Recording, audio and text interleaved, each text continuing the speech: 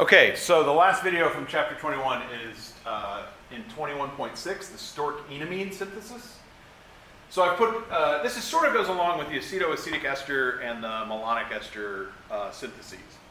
That, here's what you want to do. You'd like to take a simple single carbonyl enolate and have it do a 1,4 addition onto an alpha beta unsaturated carbonyl. Well, that's not going to happen, right? This is a 1,4 addition. What you want is the 1,4 product.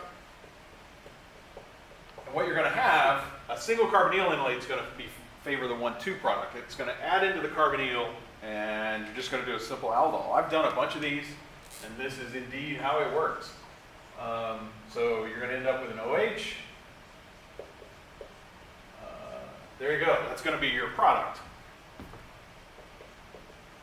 And so this red 1,2 product is favored in the reaction I've shown here. There's two ways around that. You can actually use, so we could use an acetoacetic ester anion.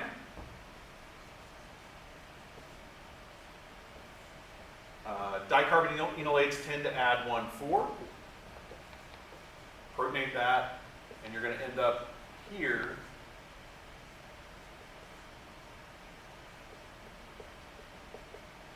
And then you hydrolyze this and decarboxylate it. So H3O plus, H2O, 100 degrees, and you'll get what you want.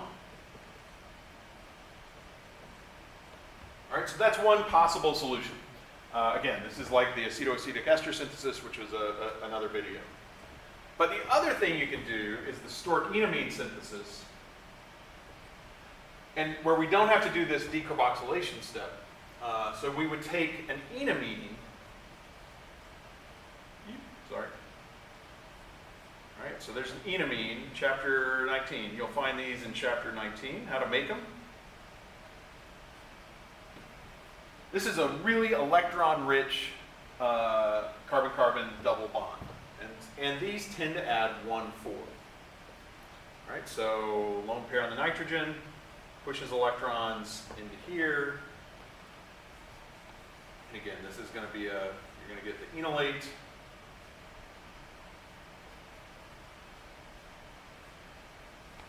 That's going to be the structure. Protonate and tautomerize.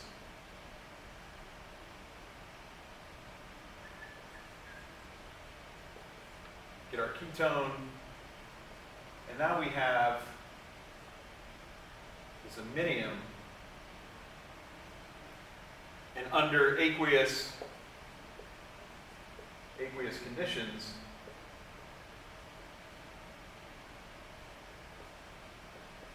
we're going to hydrolyze the iminium.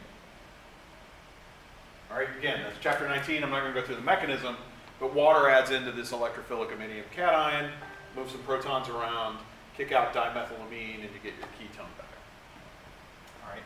So again, these are two different ways to sort of get a product where a single carbonyl enolate adds in 1,4. So I'll go through the Stork one more time. The nucleophile in the Stork enamine synthesis, it's an enamine. Names mean things. So this electron-rich nucleophilic alkene does a 1,4 addition into an alpha beta unsaturated carbonyl. This could be, doesn't have to be cyclohexanone, doesn't have to be cyclic, there could be an ester, whatever. Get a 1,4 addition, you get your enolate, you protonate that, you tautomerize to the ketone, and then the key is you can hydrolyze this amine at the end. The other thing this lets you do, so this was, Gil Stork was a very famous, accomplished organic chemist, who was really thriving about the time I was born, right? So it's fairly old chemistry.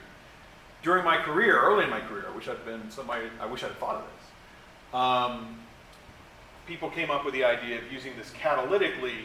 Note here that in all these reactions, we generate a chiral center.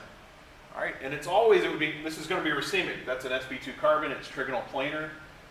This is achiral, so it's going to add 50% from the top, 50% from the bottom.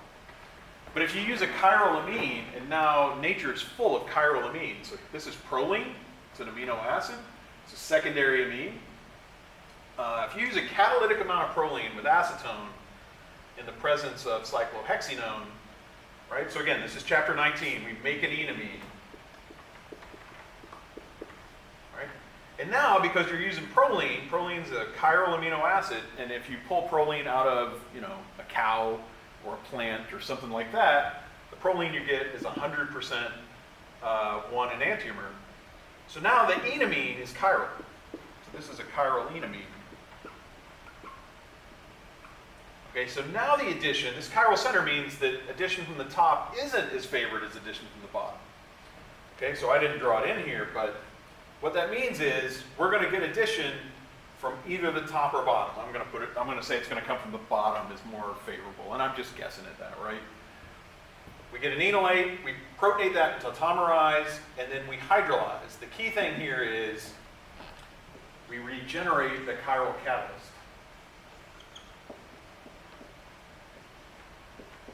When we hydrolyze, catalyst regenerate.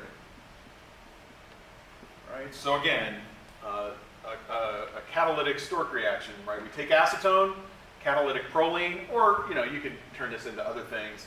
Catalytic proline, you make the enamine. Sometimes the reaction goes backwards and whatever, you release catalyst again.